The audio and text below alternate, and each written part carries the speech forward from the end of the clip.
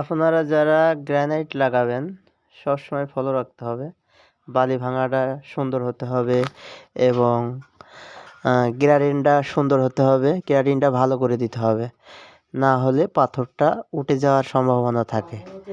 আর হচ্ছে সবসময় এমন করে বালি ভাঙতে হবে বালিটা যেন সম্পূর্ণ হয়।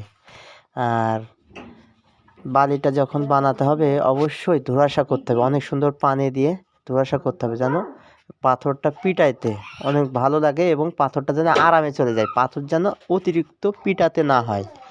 ঠিক আছে, অতিরিক্ত পাথর পিটাইলে সে পাথর ঢুকতে চায় না এবং সেই পাথর ছেড়ে দেওয়ার সম্ভাবনা থাকে।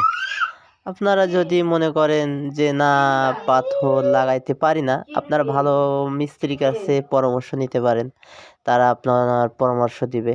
এই যে আমাদের আলামিন ভাই পাথর লাগাচ্ছে কত সুন্দর করে দেখুন।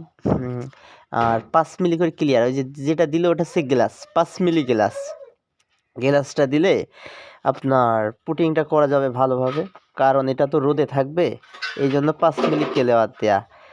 আর সবসময় খেয়াল রাখবেন রোদে যদি লাগাতে হয় আপনার বালি